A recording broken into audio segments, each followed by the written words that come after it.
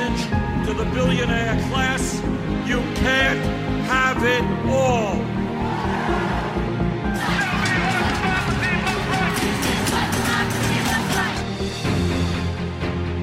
Ladies and gentlemen, welcome to the Evolution of Now. My name is Christopher Robinson, and I am joined this week, as per usual, by two of my esteemed colleagues, Jordan Speed. Hello. And Aubrey Tensai Badger Steinberger. How are you guys doing? Michael is off for the week again. He's got some things in his own life he's dealing with right now. He's a busy guy. Yeah, Yes. and partly we record this thing at like 7 p.m. Eastern Standard Time, and he's in the UK. So I'd say this time schedule for him is pretty rough. 1 a.m. Yeah, it's pretty rough for him to try and do this podcast all the time. But he's been a soldier. He's been with us for a long time, and I'm sure we'll have him back in a few weeks. I don't know how long or when he's going to be back, but yeah. But anyway, we got to move on and move up in the world here and talk about some news before we get to our main topic. Mm-hmm. Now,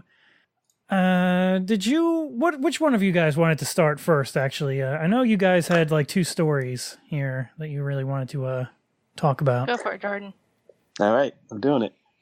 So earlier this week, actually in the middle of this week, Nike announced that Colin Kaepernick will be their lead, sort of as if spokesperson for their 30th anniversary of the Just Do It campaign, and of course, it didn't go down easy for a certain segment of the country, and also, just to go back a little bit, Nike had a partnership with Colin Kaepernick dating back to 2011, and they had him sitting on a bench for a while because I guess they kind of struggled with figuring out how to,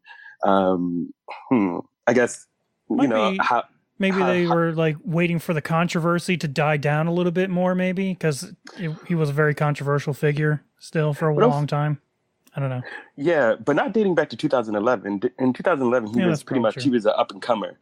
And they actually do this often. They sign a bunch of potential superstars and kind of sit on them for a little bit to see, first of all, to make sure that none of their competitors sign them. Second of all, just to make sure to see if they actually rise to their potential. And then they can start, reaping the benefits. Yeah, that'd be my guess is like he just wasn't popular enough yet. So then once he did become super popular, now all of a sudden they want him, Yeah, exactly. And it's kind of like, if you have no idea, if it can be all well and good signing a new up-and-comer for your team, but if no one outside like the team enthusiast knows who he is, what's the point?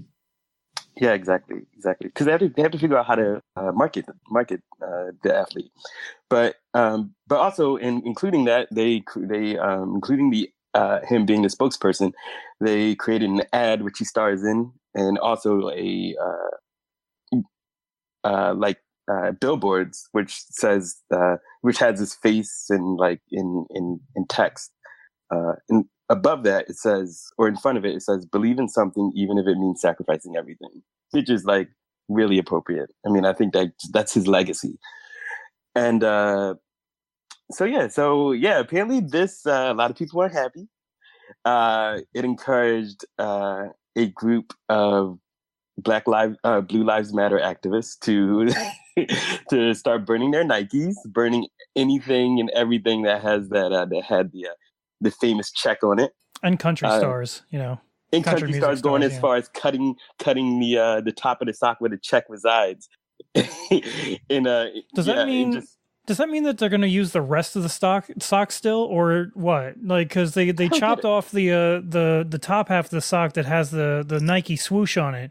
Does that mean they're going to still keep using the other half? They are. Yeah, right. But right. He's a country boy, so he's gonna still wear those socks. It's just the way. That's the lifestyle, yeah, and social media it's been on fire, no pun, with people burning their Nikes, and yeah, and apparently, Including, I think I saw a story earlier about a guy who burned down his house when he tried to burn his Nikes. Wow. Fake news. Apparently that wasn't real. That's just Oh, was amazing, it? though. No, it's been a lot of those man. lately. It's been hard to discern what's real or not about these, because there was another one where like this guy, he burned his Nikes while they were on his feet. And then there was like, apparently he made an update, quote unquote, where he was in the hospital and there was a picture of like his burnt feet, his charred toes. But apparently that's not fake real, news right? too. Yeah, I wouldn't guess that someone would be that stupid to set the shoes on fire that are on themselves. That's just stupid. But, Right. That makes sense that would be fake. So yeah. There's a bunch of people upset, like, oh, I'm never buying Nike again. We're all sitting here going, you're a bunch of baby boomers. You were never their target audience. Exactly, and that's it, and that's actually a really good point, because essentially Nike isn't really taking a major risk by doing this. It is appealing to its target audience, which skews younger, and apparently, according to statistics, younger people are overwhelmingly in favor of Colin Kaepernick's stance, or lack thereof. Which, of course, is why Nike's doing it. Exactly. No, it places them.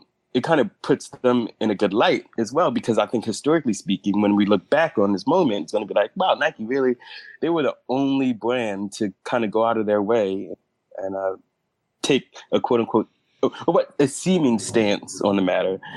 But yeah, I think they're just seeing where the culture is going, and which is actually a really good thing. It shows that there's once you start seeing these mega corporations supporting activist movements and progressive agenda, then that's when you know that's where the future is headed, because they're putting their money on it. But here's my fascination with this whole right wing thing, though, that they always do, is what is the right wing's fascination with burning and breaking and destroying things that they own in protest?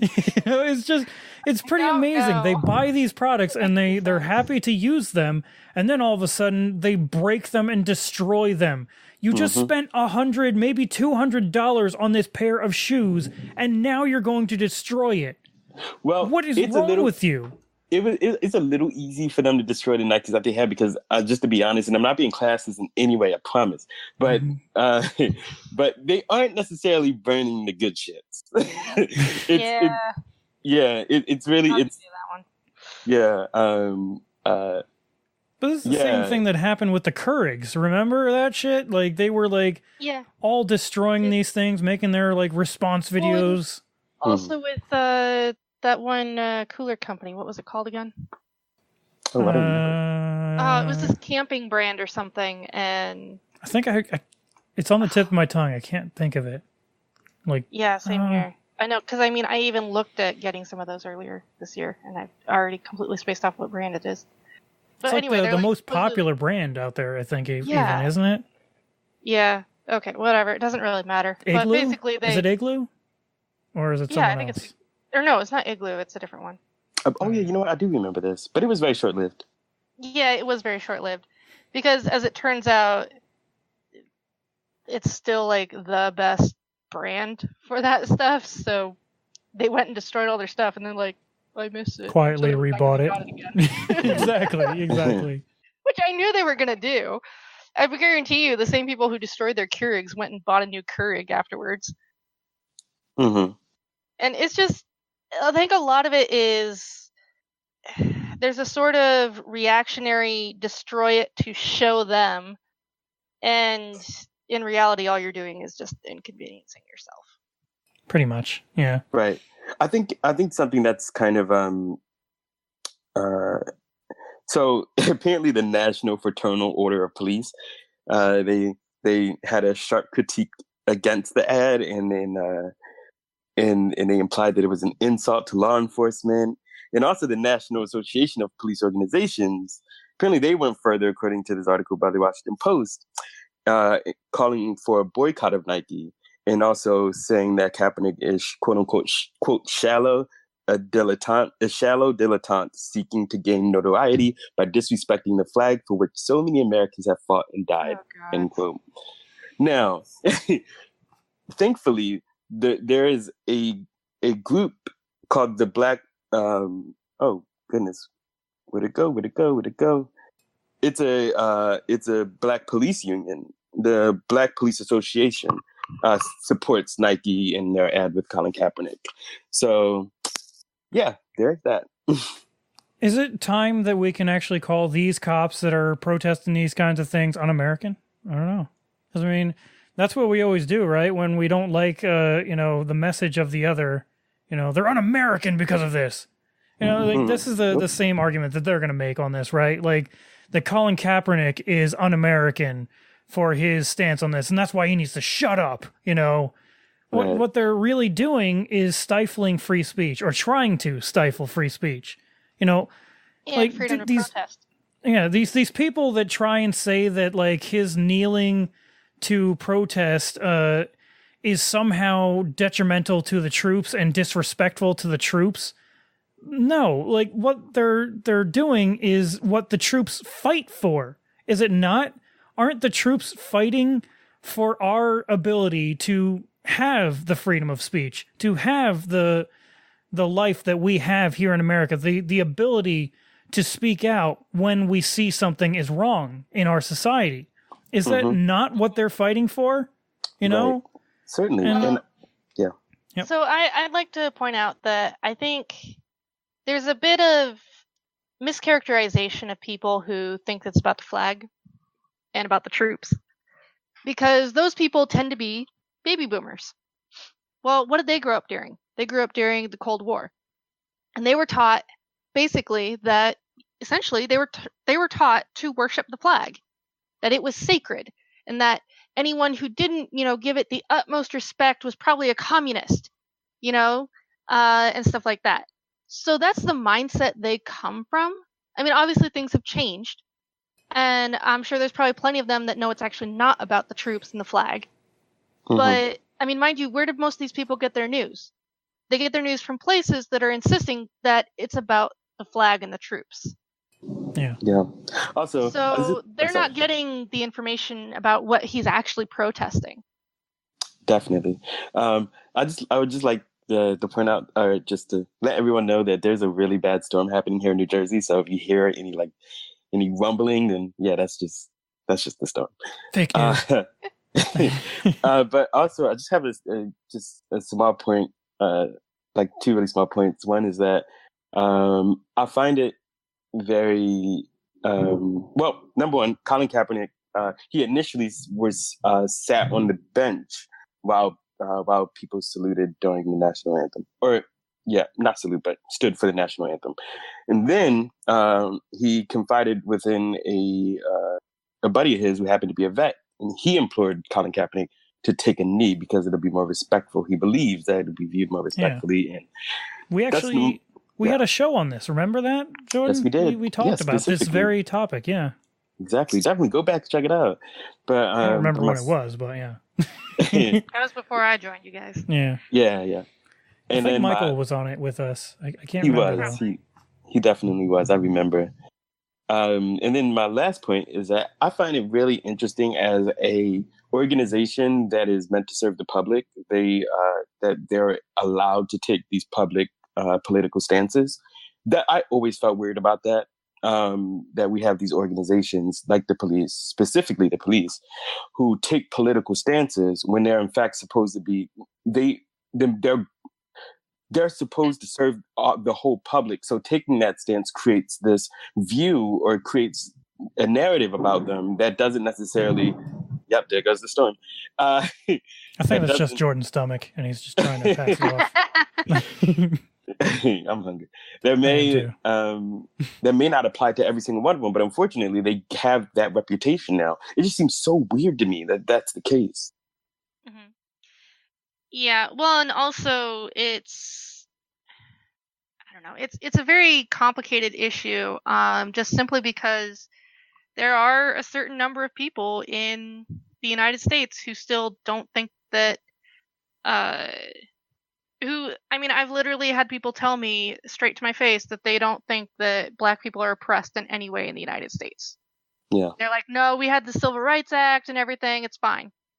They're just whining and crying because they want special treatment. And how do you tell people that, no, that's not actually the case? You know?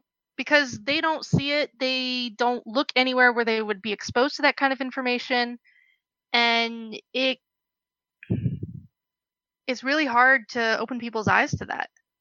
Yeah. And I think that's the source of a lot of the controversy, is that, and there's a certain subset of, that old Cold War mentality of, well, how dare you not worship the very, our flag and everything like that.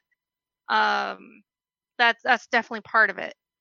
But I mean, also embedded in that is this sort of, I'm not even sure it's willful blindness, but just blindness as to what non-white Americans have to go through every day, Definitely. And lastly, up there, go again. I would like to definitely point out that they grew up in the era of, they've witnessed the civil rights era, and they also witnessed the crack epidemic, which both painted Black people in a very horrible light. I think the media painted Black people within a very horrible light within those time periods. So they consumed a lot of that and they internalized it. And so years later, here they are. Yeah. Yeah. And it's, yeah. And just an interesting juxtaposition between my upbringing and the baby boomers. I was brought up in my most influential years in music and everything, I was listening to Rage Against the Machine, and if you ever have heard any of their songs, you can definitely tell there's a very, very strong juxtaposition between them and the baby boomers and what you've been saying, Aubrey, and what they were brought up believing. The message of Rage is that it's like a very angry rebuking of the culture, of the cultural norms of the time of the baby boomer generation, and a very solid, angry message against it, and it's interesting that is the upbringing of a lot of people in my generation and yours versus the generation of the boomers, where, they were brought up during the Cold War and basically taught to worship the flag, basically, Yeah, definitely. But I think I've had people tell me that they think people should get the death penalty for not for disrespecting the flag. Wow. And how vague is that? Disrespecting the flag. What is disrespecting the flag? Exactly. That can mean almost anything. Because I was talking about that social art experiment back in the late 80s and early 90s that actually led to a Supreme Court case on the matter, where they had the flag that they put on the ground, and then basically they had on a shelf directly above the flag was a book where you would write in, your opinions about the display, or just, on America or whatever. And to get to it, you had to step on the flag, or maybe lean over it very awkwardly. A lot of people folded up the flag whenever they saw it and put it on the shelf. And there were people that wanted that artist executed. Wow. And everything. And I mean, he was also a Black American too, because I think his whole point was that not everybody sees the flag the same way. Right. Exactly. And it went to a Supreme Court hearing, and as a result, they ruled that no, it's protected by First Amendment, or free speech. And they had to go through that again with flag burning in the early 2000s.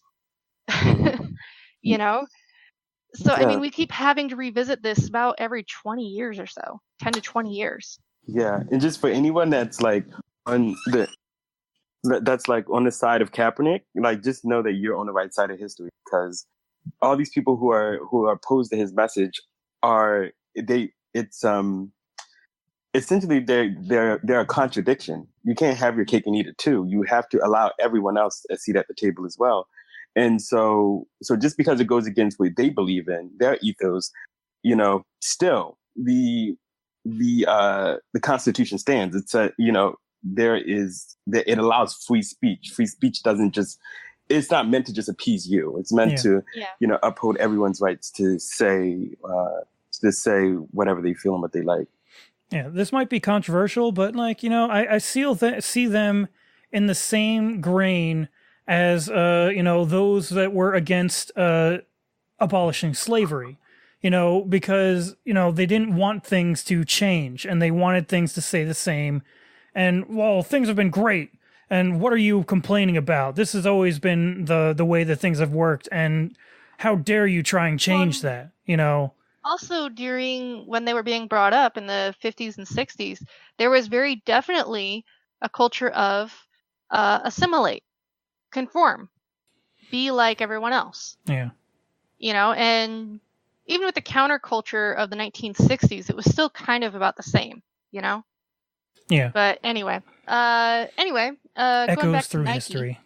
Yes. Yeah. So I don't know if any of you guys remember, but back in the 90s, there was a big story that came out about Nike running child sweatshops in Bangladesh and other countries in Southeast China or Southeast Asia. Do you guys remember that at all? Vaguely. I remember current stories. Yeah, I know. That was when the news broke. Hey, Aubrey, we don't look backwards. We only look forwards. Yeah, clearly. So Nike made a bunch of promises, and I found an article from May 21st of this year that basically says Nike's not living up to its promises. They're refusing to allow their factories to be inspected, so it's hard to tell exactly what they've actually done. We don't honestly know how many children are working in their factories, although surveys have found a lot of teenage young women working in their factories. Mm-hmm. So, are they allowing, because supposedly they're not going to be allowing anyone under 18 to be working in the Nike shoe factories and no one under 16 for clothing factories. How strictly are they enforcing that? Right. But and they have been very non-compliant in any kind of inspections and stuff like that. Mm-hmm. And so I just thought that because right now there's all this great goodwill towards Nike. And I'm like, yeah, it was a great ad. I love that ad. But I'm not going to run out and buy a Nike. Mm-hmm. Well, if you look at it, like in terms of like this new campaign, it's really ironic, actually, in a way, where like they've been, trying to, they've been keeping up with this child labor and young women under 18 working in their field or their sweatshops. Even though the rest of the world is saying stop doing this, it's really terrible, and yet now their message is believe in something, even if that means sacrificing everything. Oh, it's interesting that like the parallels here a little bit, like they're maybe they believe in child sweatshops. Even if it means sacrificing their I think it's their brands, profits they believe in. Yeah, exactly. The problem is that they don't believe anything. Right? They are a corporation, after all. Right. At the end of the day. Corporations are immoral. Like they are, all they care about is their margins and the bottom line, and expansion. And so, so they, which. It gets me because these corporations would be, back in the day when corporations were in America and they developed and they manufactured here, they would have been successful either way. However, the only deterrent to them was that they wanted to be even bigger. It's about greediness. We want to be like mega, and so that's when they started practices like this. And other brands, coming up said, hey, well, if we're ever going to compete with them, we're going to have to do the same thing. And so it just creates this loop. Yeah. I mean, because you were telling me earlier about this clothing line out of California that Shout out to Big Bud Press. Yeah. That's the that they use American labor, and all that to make their materials or to make everything. And as a result, they're actually pretty expensive. Well, how does their prices compare to Nike's? Yeah. Well, they make apparel, but they don't make athletic apparel. So I can't necessarily make the correlation, but oh damn, that was outside. But sure it was, Jordan. but sure but for an average t-shirt, it costs between $30 and $40. Which happens to be, I think, a little bit comparable to what these other brands are charging. Actually, maybe they're a little bit cheaper, but yeah, it's actually not a buttload. Because this company out of California, they're making a profit on their stuff, otherwise they wouldn't be selling it. Yeah. And basically, I think the point is Nike could very easily make all this stuff in the United States and charge the same amount or probably even more. Especially because they get that prestigious Made in America. And yes, they wouldn't make as much profits, but the point is people would still buy it at those high prices. Certainly. Because it's name brand. Yep, most definitely. So.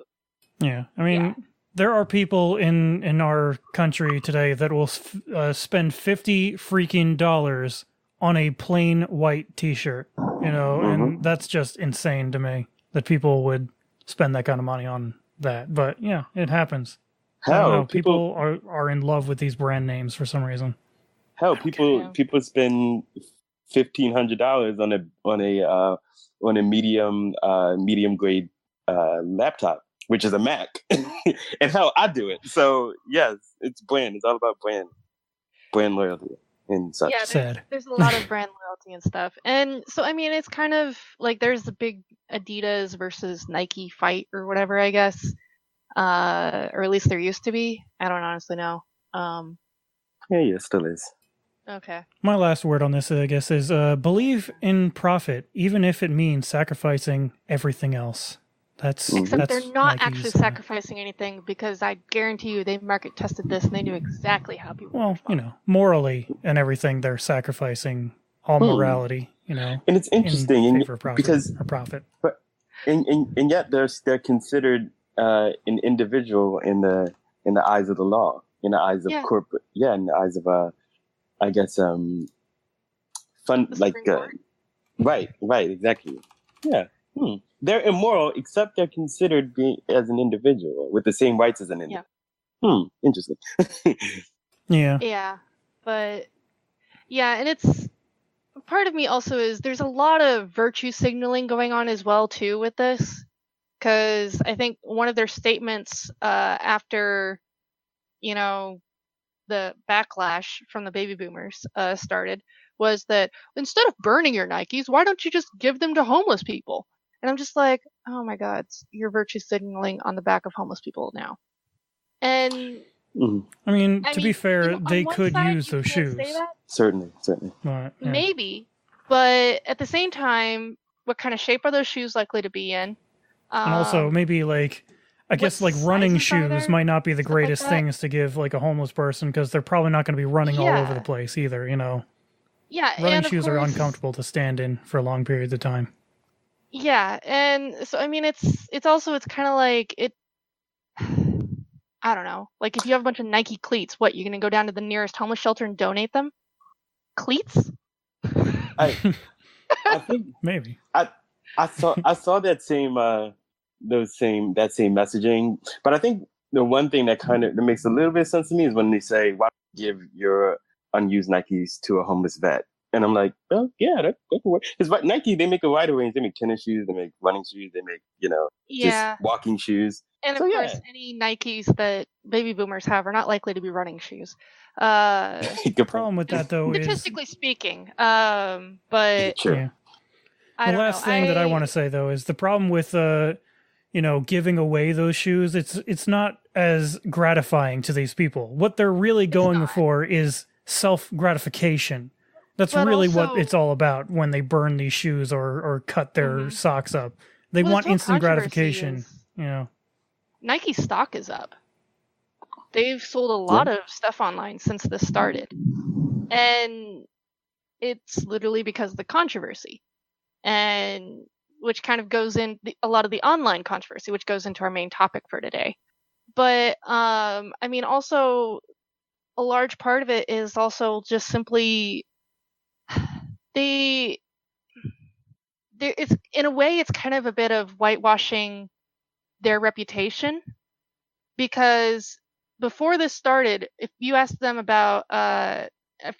about Nike, what would people if news about Nike, what would people probably say? Child sweatshops. Now what do people say? Colin Kaepernick. Mm-hmm. Sure. I mean, look, I wish people would say child sweatshops when asked about Nike, but something tells me that not everyone is fully aware of their practice. Yeah, I think we're going to need to make this a topic in the future so we could keep going, because this is we've been going like a half an hour already on just this, but yeah, we do have a main topic to get to. I did want to mention one thing that is happening right now. The Trump administration has proposed lifting the cap on how long immigrant children can be held by the federal government. So, yay! Wow. The families are not being split up anymore, but yay, the children get to be held in federal prison for indefinite amounts of time. Woo! That's literally against a court hearing. That's why it was limited to 20-some days? Mm-hmm. Yeah. But however, interestingly enough, it's limited to that, but it's been about 40 some odd days that since the court has ruled against the Trump administration and ordered them to put families back together, and yet they haven't done that with all the families yet. They haven't reunited them yet. So they're a lot of that's on a bunch of excuses like, oh well, but it's not their parents. It's their aunt or uncle or their grandparents or whoever that they were traveling with. Yeah. Mm-hmm. From what I read in this article from NPR, there's over 500 children that are still not with their parents or whatever, But under the proposed regulations set to be published by the Federal Register on Friday, which is I guess today, since we're recording on Friday, the administration seeks to replace the Flores statement or settlement, a decades-old agreement that dictates how long the government can hold migrant children and under what conditions. The administration wants to detain migrant families together for as long as their immigration cases are pending. The proposal regulations will satisfy the basic purpose of Flores, the administration argues, by making sure that the children are treated with dignity, respect, and special concern for their particular vulnerability as minors. The Homeland Security official Kirsten Nielsen had a statement saying, today, legal loopholes significantly hinder the department's ability to appropriately detain and promptly remove family units that have no legal basis to remain in the country. Who is this? Los Angeles-based Center for Human Rights Constitutional Law President Peter Shea has said in response to that, treating children humanely and not detaining them in often intolerable conditions is not a legal loophole, as the Secretary of Homeland Security claims. It is the way civilized nations treat vulnerable children with due regard to their tender age and lack of culpability for the circumstances in which they find themselves. So, yeah, and they are opposing this movement by the federal government, this Los Angeles-based Center for Human Rights and Constitutional Law. So, that's what's happening in the country these days. It's great, I know. Yay. Gotta love it. Man. What a messed up country. But anyway, maybe we should move on to the main topic, unless you guys had anything to say on that. No. Not really. Mm. Just that's shitty. Yeah, of course. As most things are these days in our society, it's just shitty. But our main topic this week is sort of a continuation on the discussion we had. What was it, 2 weeks ago? We wanted to go in more in depth on how social media monopolies are working these days, and there's a movement in the country right now, and there's obviously also an opposition to the notion that these social media empires like Facebook, Twitter, Google should be regulated as some sort of public utility. And so we were going to talk a bit about that tonight. Did you have anything that you wanted to bring up right off the bat here, Jordan? I know you were writing notes earlier and crossing T's and dotting I's and stuff, you know?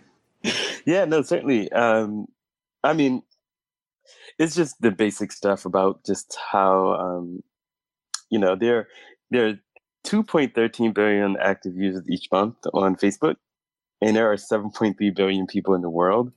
So they have a humongous share of the overall, just of humanity. Yeah. If those numbers are accurate, that's about a quarter of the population of the Earth. Yeah, so that puts them in a very, very powerful position. Apparently, 44% of America gets their news via Facebook, and that's according to a Pew research. And as a result of this, these social media behemoths make billions off of their own users' content. And so yeah, I think I just kind of I wanted to just kind of present that at the beginning, just to let the user or to let our listeners know what we're kind of working with. Yeah, and I don't remember if you said that 2.13 billion was monthly, because yes. they have people 2.13 billion people monthly on Facebook. Mm-hmm. Active users on Facebook every single month. And there's over 2 billion different people on Facebook. And I guess they didn't really say, from what I was reading, on how many people exactly or more roundabout there are on Facebook. All I saw was that there were over 2 billion people on Facebook. That's pretty insane. It is, yeah. Now, you want to go on, Jordan? I just want to bring up one thing that I found really, really interesting about this whole thing. Basically, where is it? I got to find it real quick. So here organized. it is. Yeah, I'm so organized here, guys. Rustling papers. Yeah.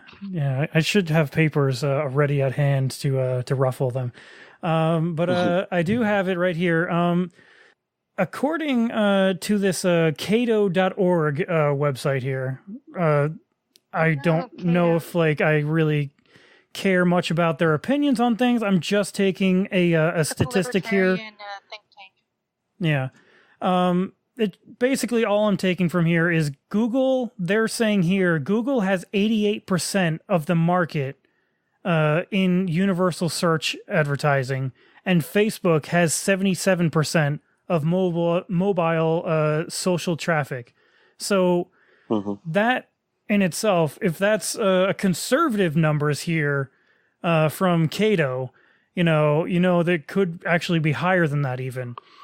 Google has 88% of the search engine market locked down. If that is not some sort of monopoly, I don't know what is. And the same thing with Facebook. 77% of social media traffic goes through Facebook.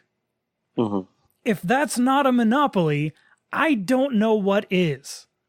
Oh yeah, it checks all the boxes. Yeah, it certainly checks all the boxes, and I don't think anyone's arguing Facebook's a monopoly. I think we all know that. I mean, and we'd be lying if we weren't, because we all have it on our phones. Absolutely. But half the time we can't even uninstall it from our phones. Oh, that's a huge problem. But that goes into like That's goes.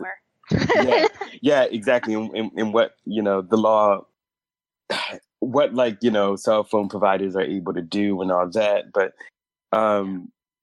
yeah, I guess I think the question of the day is, should these social media giants be considered utilities? Now, I think this. Do we have a definition for utility? Oh, jeez. Am I the only one who thought of that? No. You know what? Do my research. I thought, I'm gonna write it down. But then I thought, is it cliche to be like, well, according to Webster, But as far as I know, a public utility means that there's public ownership over said, service. That is not correct. No. An organization supplying a community with electricity, gas, water, or sewage. Well, here's another one from Wikipedia. Right off the top here, it says a public utility is an organization that maintains the infrastructure for a public service, often also providing a service using that infrastructure. Public utilities are subject to forms of public control and regulation ranging from local community-based groups to statewide government monopolies. The term utilities can also refer to the set of services provided by these organizations, consumed by the public: electricity, natural gas, water, sewage, telephone and transportation, broadband internet services, both fixed line and mobile, are increasingly being included with the definition. So, yeah. So my main thing That's a is comprehensive one, at least. the main thing I wanted to point out was that the public does not own utilities, at least not in the United States. Almost all of our utilities are privately owned, but they are publicly managed. Or I should say privately owned and oftentimes privately managed, but there are special regulations on them to basically force them to make sure they're not essentially acting as a monopoly. Yeah. In your specific area, you only have one water company. You can't say, oh, I don't like this water company, I'm going to stop using their water services and go to the next one. You can't. There's only one. Yeah. And it's also a case of a lot of times these it's very rare for there actually to be, at least in my experience, for there to be public owned and operated utility companies. They're almost always privately owned and operated, usually with some form of government oversight. If anything, maybe publicly traded, if anything. Yeah. But yeah. For example, here we've got Alliant Energy and Mid-American. I don't know the name of you guys' energy company out there. Ours is PSE&G usually, and actually over by where I am, I think it's Atlantic something. I can't remember. It's not the same here as it is over by Jordan. I think by you it's probably PSE&G, right? And over here, it's different. Sure. Yeah. Sure. Great. You can tell Great who answer, pays Jordan. for their utilities. Exactly. But here actually we've got a little bit of a unique situation because most of our energy companies are actually, it kind of goes through the city, even though it's technically owned by a private company. Technically we have Alliant Energy, but at the same time we pay the city directly and the city pays Alliant. So that allows the city control over prices because the city can just say, well, no, you're getting this much, period. So wait, it's a single payer system? Yeah. Oh. And it's working really well for the people in the... Oh. Yeah. Our electricity and water, sewage is all done the same way. And trash, too. Weird. Yeah, I know. It's... You sit there and you're just like, what? In Iowa? Right. Socialism in Iowa? Next, It is probably one what's of next, the though? most democratic cities in the state. I say one of because, like, Des Moines and Iowa City are also really democratic. Yeah, but you know what's next, though? Sharia law. It's next. It's totally coming. Right. Hide your kids, hide your wives. Hide your husbands too, because yeah, no one's safe. But I think what's interesting about the discussion of classifying social networking sites as utility is that I feel like there's a path to get there, but currently we aren't necessarily there yet. And what I mean by that is we're still trying to battle whether or not the internet should be considered a utility. And so and as far as I know, utilities are necessities. They're things that you can't live without. And I think we come into an age where the internet is something you can't either. So it's been that way for over a decade now. Yeah. And what's interesting is that if you want to apply for a job, you have to have access to the internet.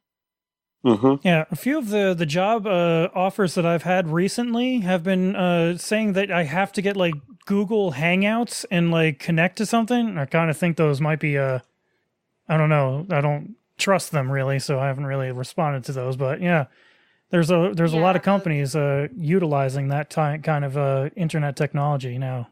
Mm-hmm. Yeah, they expect you to have a Twitter or a Facebook,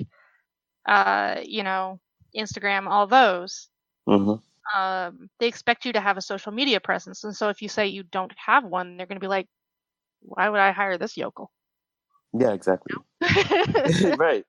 And also, like, classifying something as a utility means that everyone has the right to it. And I think the problem with how things are set up currently is that, so according to like a 2015 report by the American Consumer Satisfaction Index, 61% of U.S. households have either one or zero choices when it comes to high-speed broadband providers within their area.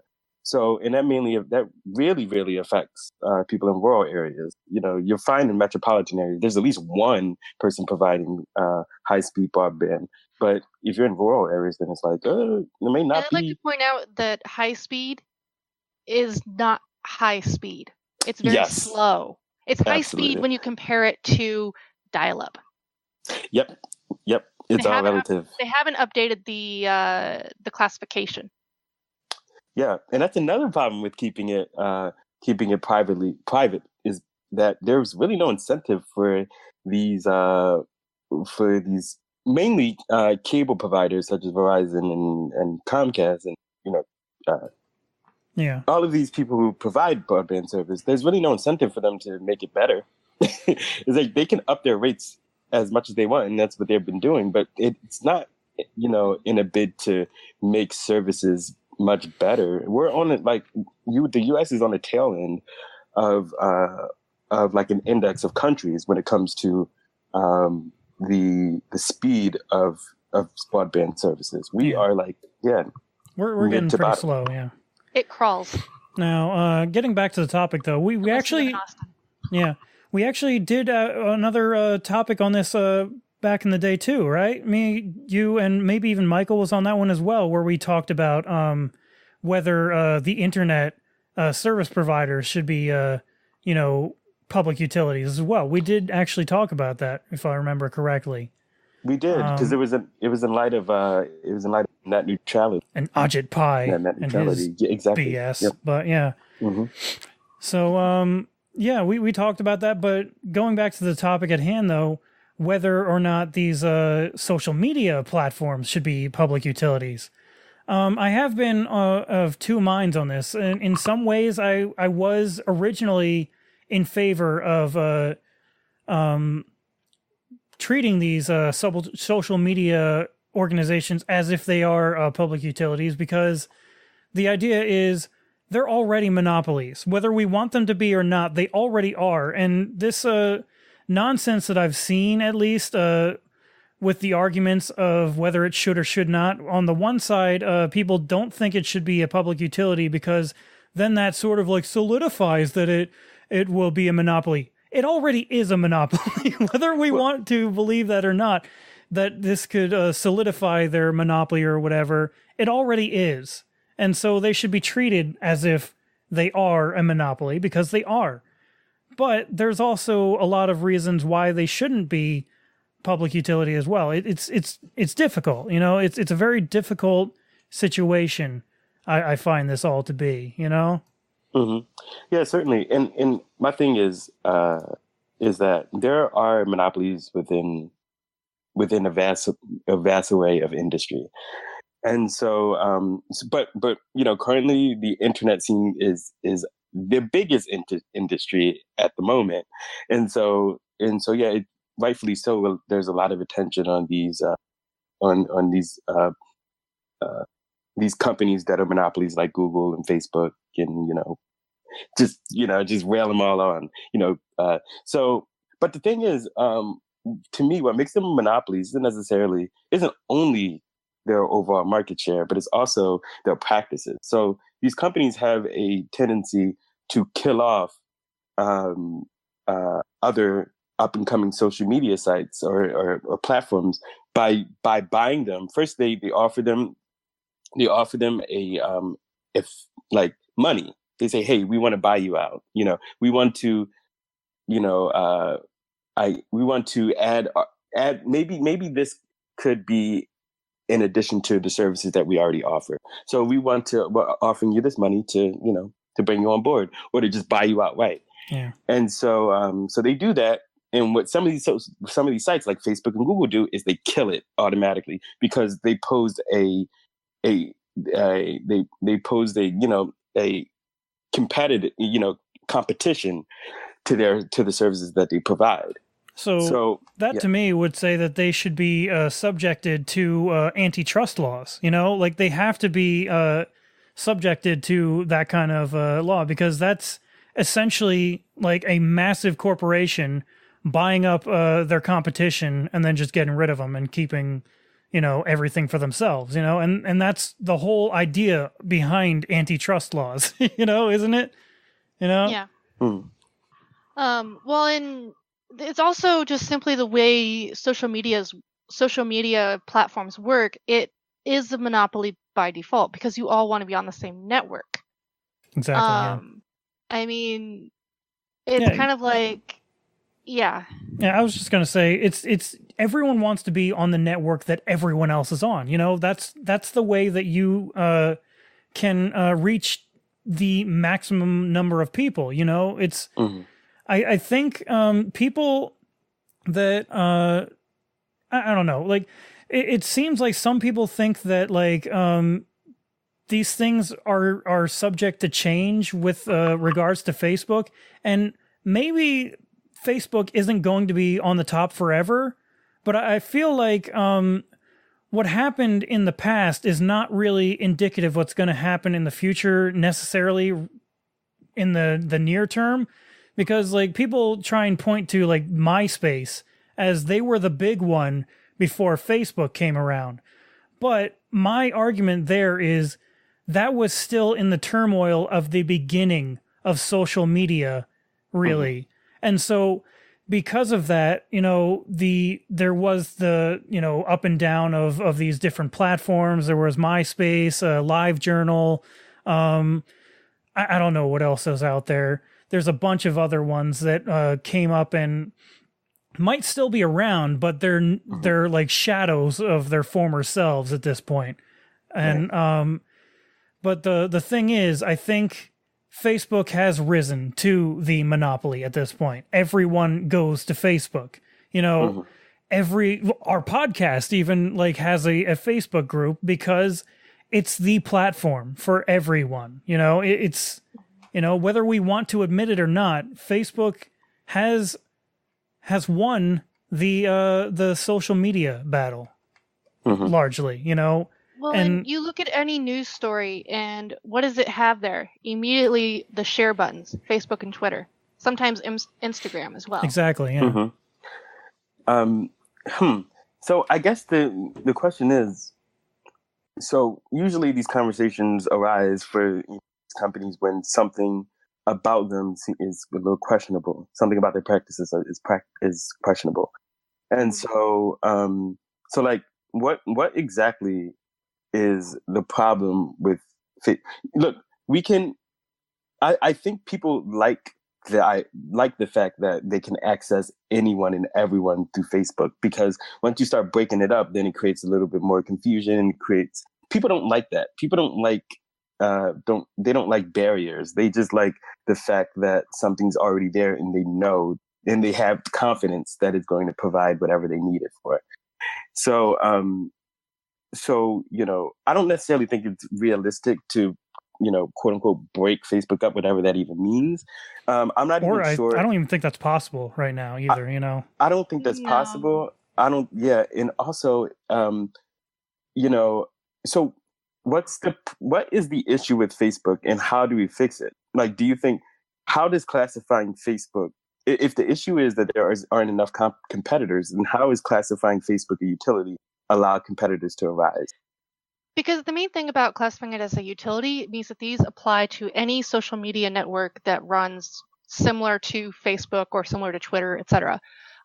Just simply classifying social media as a utility means you're regulating how those work. It doesn't say who's in control or who's up or what down or whatever.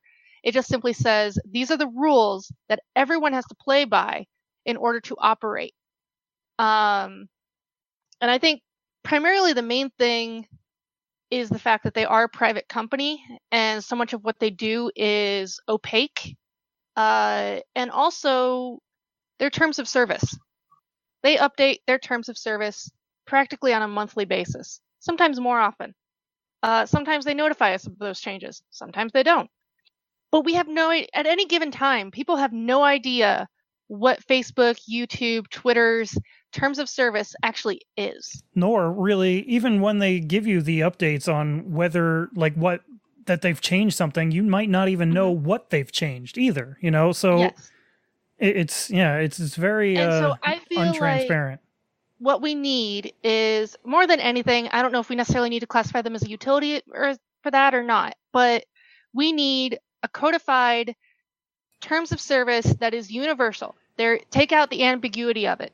Take out we can just kick you offline because we don't like you or whatever, or we can just simply not enforce our terms of service like they did with Alex Jones for decades because it brings more people to our platform. That is the law. It's the regulation. You have to follow it. Yeah. If they are breaking the terms of service, they have to go.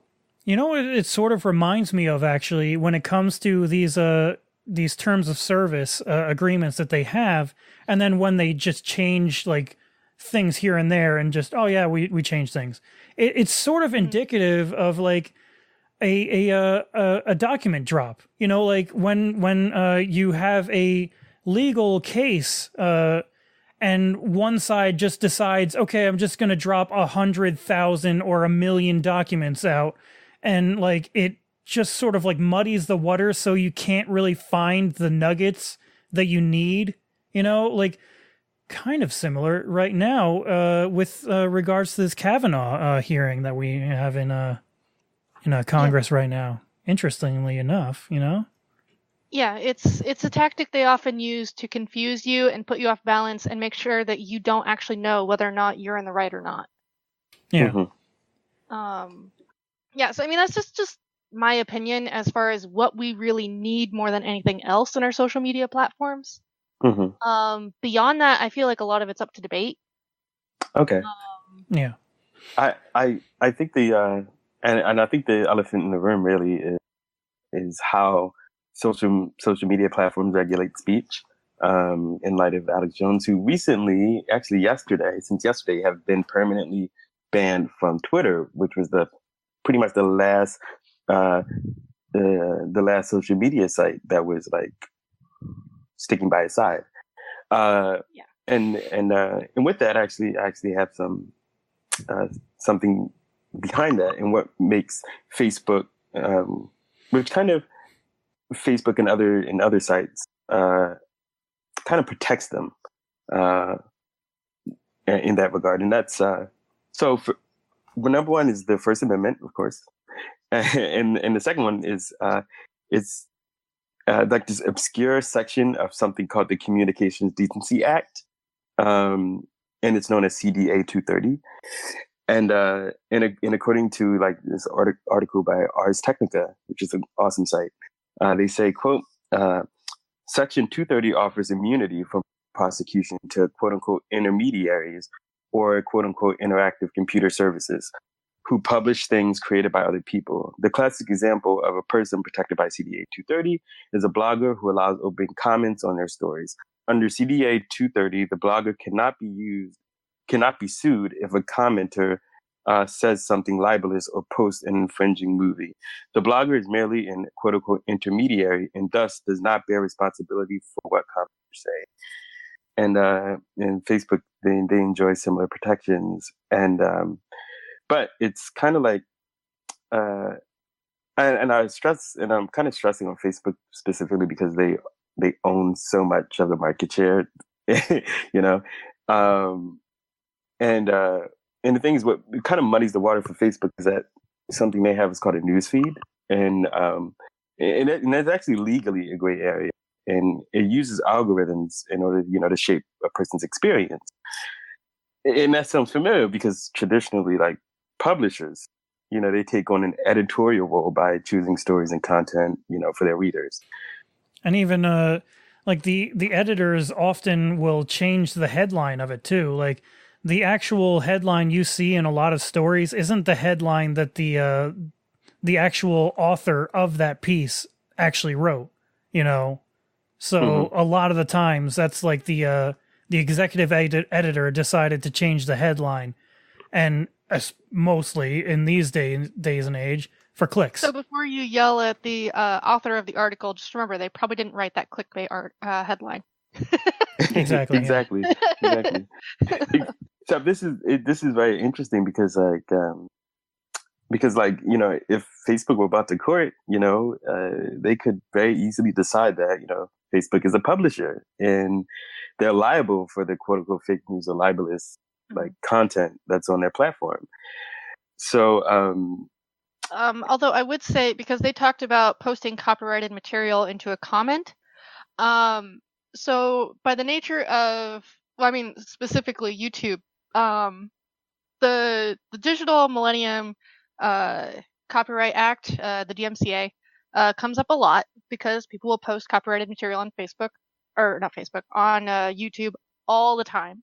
Mm-hmm. So in order to actually protect themselves, YouTube has to be proactive in taking down copyrighted material whenever they are aware of it. And if they do not do that, then they are legally liable for allowing it to be up there. So there's your gray area just got a little more gray. Or maybe less gray, depending on how you look at it. So, and that's been a major problem on YouTube because there is DMCA abuse, where companies will often claim things that aren't actually copyrighted, and stuff. Yeah. So that's kind of one thing there. But I think additionally, the thing is, by having a set terms of service about what is, because okay, let's go back here. So we regulate what can and can't be said on the radio and on TV. We regulate what can and can't be shown on TV and during what times. There is absolutely no reason that we can't regulate what is being said or typed or whatever or shown on social media. There's precedent. Certainly. I think there's a valid argument there. And I think that in Facebook is weird because it kind of toes the line between wanting to be a source for news and also at the same time not taking a stance on what is published on their site. It's really weird because Facebook they collaborate with news outlets. They have a feature called Facebook Instant, which allows or at least they did, which allowed, actually, no, they currently do. In Facebook Instant, it allows verified news organizations to collect advertising revenue. And so they currently have a team that does do that's the outside. But they currently has a team that does the verification of those news sites. So they know what's considered fake news and what's not. Except they want the prestige of being seen as, come here if you want that news, and 40% of Americans do. Except at the same time, they don't want to be considered like, oh no, we don't carry in any of this, because they know that if they're ever taken to court, it can be used against them, which they would have to reclassify themselves, and it would actually kind of be harmful to the overall service and the usability of the service, because they would have to monitor everyone's comments and things like that, like a news site does, and go, oh no, that's not good, that's libelous, we got to take that off. And it's just way too much for that Facebook as an organization to handle. Yeah, and I think a part of the reason why it's a problem right now is because of the way that it started in the first place when it comes to Facebook's feed. I can't really like say whether or not that this is exactly the case, but like I think what happened originally was the feed was just the feed, and it was sort of like what your family and friends were posting. Yep. And so over time, it sort of became more and more commercialized for your eyes, where like now companies can start, sending stuff into your feed, and now news corporations and stuff can start sending things into your feed and all that. And now it's become such a different area than it started at. Like before, it was definitely like, in a gray area where it's like you can't really I don't know, like I don't know what I'm trying to say. And there's also like there's the sponsored posts, which they're very careful to call them sponsored posts, but a lot of times, like, so for example, the Iowa Democratic Party and the Iowa Story County Democratic Party regularly buy sponsored posts on Facebook, and I see them because the stuff that I click on aligns with the tags that they use. However, I guarantee you that my mother, who is very conservative, probably never sees those posts because she doesn't have the tags that would make Facebook think that she'd want to see them. Mm-hmm. So as a result, like I see the sponsored stuff, I guarantee you she sees sponsored stuff from the Republican Party. Yeah. Yep. Like we were saying last week, they sort of like funnel people into different ideologies, and like they learn what you tend to lean towards, and then they sort of like cater to that for you. And that leads to a feedback loop and actually creates additional division and even extremism, because you have these people constantly bouncing back and forth down that ever spiraling path. Mm-hmm. Yeah, because the what's quote unquote what's considered news is also fed to you in the same breath as, hey, all the things your friends are saying, and like so it's like it's hard to discern what's real and what's not. Unless you have friends and family with differing political views than you, you're probably not going to see differing political views on Facebook. Mm-hmm. Exactly. No, unless you're in a debate group like me. I mean, like, no, there are like options for, and look, Twitter has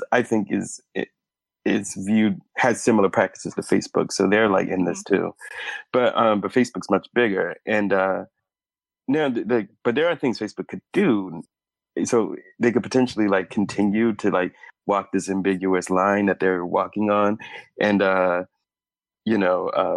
except create like maybe a separate section which houses like curated lists of verified content, similar to like what Apple News offers.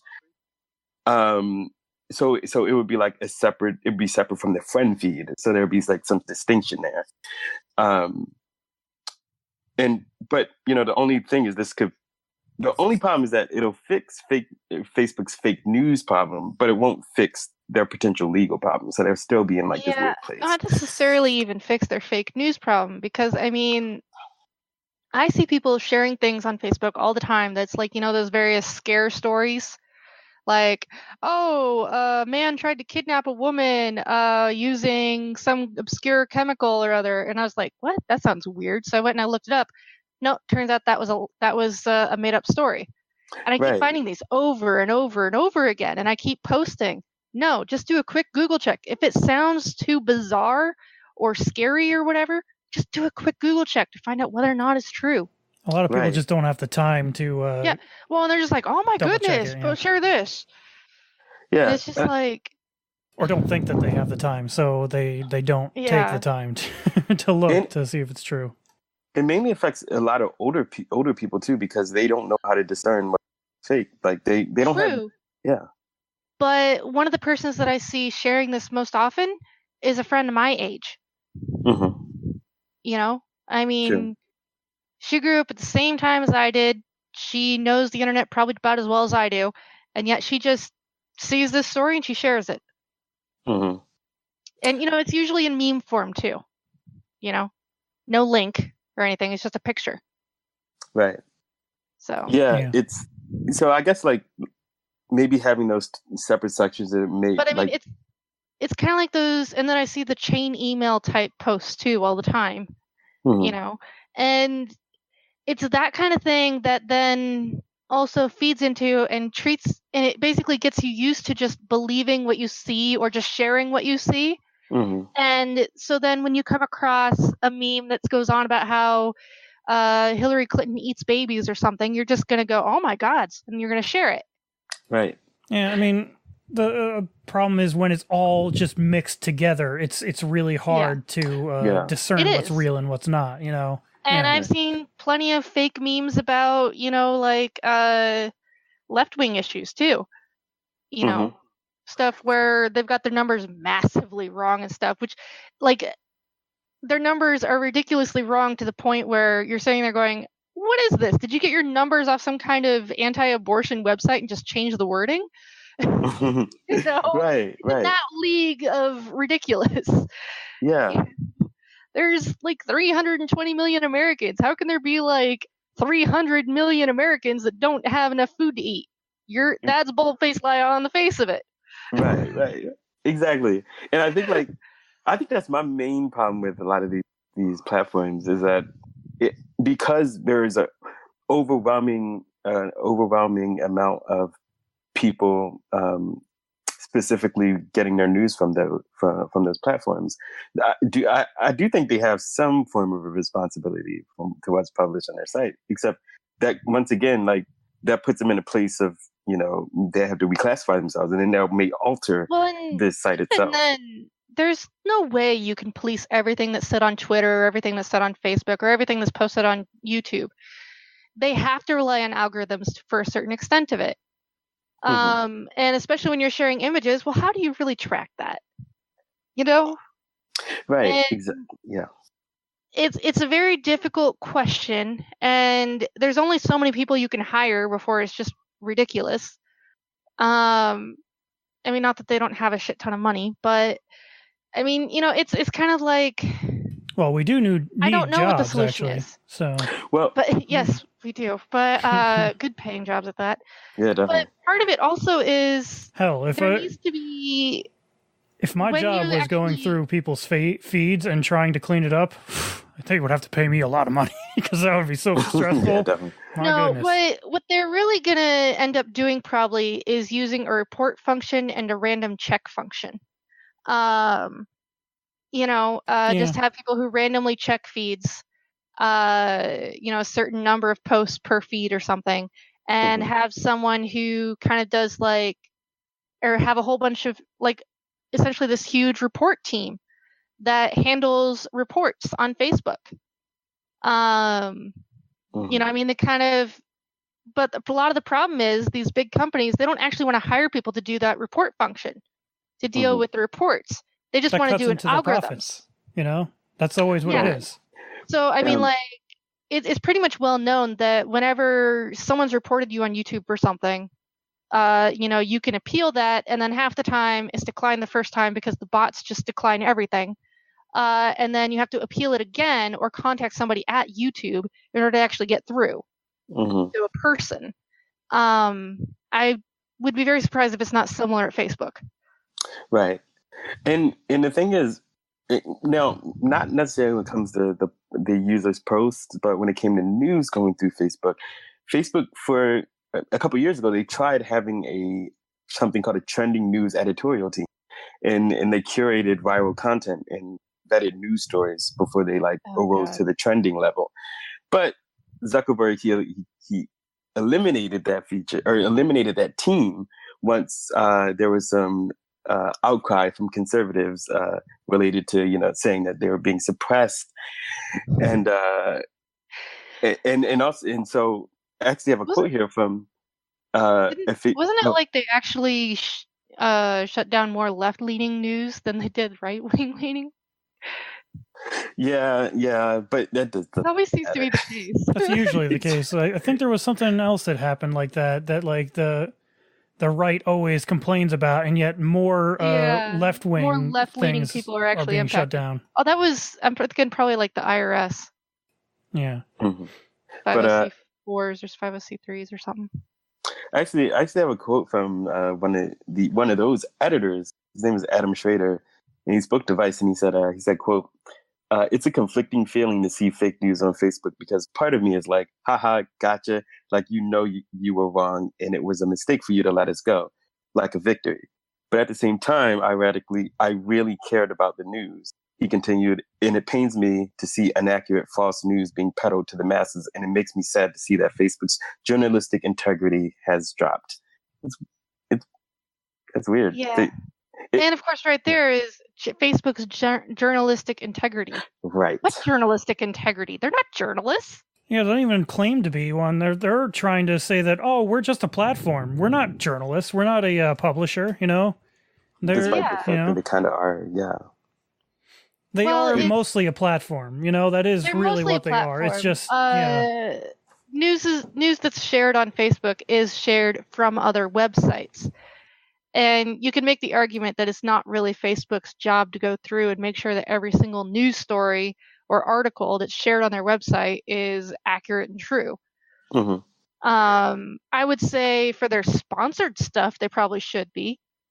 Because people are paying them money to promote that.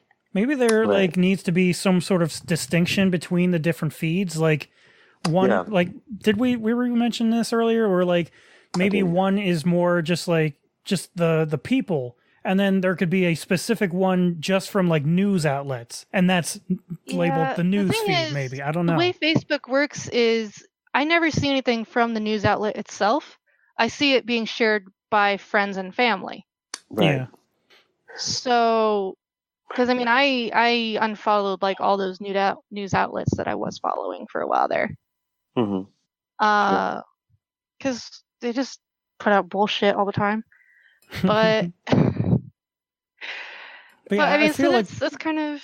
That'd be one way that they can do something about it, I think, though. Like, you know, let one feed be like, I don't know, they'd have to like name them more specifically on what they are instead of it just being all the news feed, you know.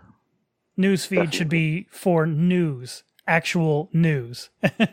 And the other one can be for like the feed, like, I don't know, friends and family feed. I don't know what they could call it. I mean, that's kind of how it used to be. It wasn't always considered a news feed. Facebook still could go back to its original form if they wanted to. Like, they could abandon like all their media partnerships and just rely on, you know, having their users like that cuts down on providing profit, the fun stuff Jordan. to their friend. Their UI needs a major overhaul. Whenever I use Facebook on my computer, it's like nothing but white space on like 2/3 of my screen. Yeah, it is kind of ugly, but that's horrible. I do miss that about MySpace, where you could actually like change the background and the text color and all that. It's so nice to do that. You could even like add music to your profile and make it kind of cool. But yeah, you don't have anything like that in Facebook anymore. It's terrible. Nah. Well, you can do that on Tumblr. Yeah, but who uses that? I don't know. We're just still SJW cooks. That's who. Yeah. Wow. Libtards. Yeah. Oh, wait, I think Alex Jones is still on Tumblr. Wow. I think they're the only ones that didn't ban him. Oh my goodness. But I'm sure there's stuff that we've missed here, guys, but we're already at the end of the show, man. It went by so fast. Yeah. It's a complex like conversation because like once you start talking about one thing, then it kind of begs for you to talk about the other thing, and then kind of basically talk about the other thing. It's like that seems to happen to us a lot in this show. And in most of our topics, we always there's so much that we need to talk about in regards to all of these subjects and topics. That's why some podcasts go for like 3 hours. Yeah, we're not the Joe Rogan podcast, unfortunately. We can't go 3 hours every week. We don't have we don't have the time money. nor the money to do that. If I was being paid for this, then I could easily go 3 hours. We could definitely do that if the audience wanted that kind of thing. But we still need to grow the podcast here. We're still kind of small fish here. We have a modest amount of audience, but we love you guys nonetheless. We are very appreciative of all of our people being here. I couldn't have imagined us getting a number of every month downloads that we get. It's crazy. I would never have guessed we'd get here. I was guessing we'd stay at like the 5 downloads a month that we started out with. But, which were from Kanara. Pretty much. It was basically Shout out to Kanara. Them and Fred. He's been with us since the beginning. He's great. And thank you guys so much for being here with us. Guys, if you want to help us grow, you can leave comments and reviews on iTunes, wherever you get our podcast, on Libsyn's website itself. You can leave comments, and we will get those, and those will help the show get better. Definitely give us reviews on iTunes and those platforms. We are on YouTube. If you give us a like on there, that goes a long way towards helping our show be noticed by others. Likes and comments boost visibility on YouTube. Also dislikes too. So if you didn't like an episode, like, comment, subscribe, and hate us if you want. Give us hate mail. That's cool. Do we have hate listeners? Yeah, we actually our first iTunes. Our first iTunes comment that we ever got review, I'm just going to say it's a 1 star, I think, if I remember correctly. Maybe it was 2 stars. I don't remember. But it wasn't good. It was pretty scathing. You've made it when you got hate listeners. Yeah. See, we're already making it, guys. But get us out there, if you guys find that you have someone in your life that you think could benefit or would be interested in listening to this podcast, get us out there, man. And we're constantly trying to make the show better for you guys out there, and we appreciate you guys. We really do. I love you guys. We love you. With that, we got to get out of here before I start gushing too much. But you guys have a great week, and we'll be back here next week with another topic. I think it's your topic next week, isn't it, Aubrey? Yeah, I think so. All right, well, we'll get into that topic. I don't know if you wanted to say what it is now, or I'm not sure if which it's one I'm subject doing to change. next, actually. Okay, that's fine. I've got two topics I'm tossing about, and I'm not sure which one I'm going to do next. So yeah. All right. Well, next week we'll be here with a new topic, and Aubrey will be here to headline it for you guys. You guys have a great week, and we will see you then. Have you too. Bye.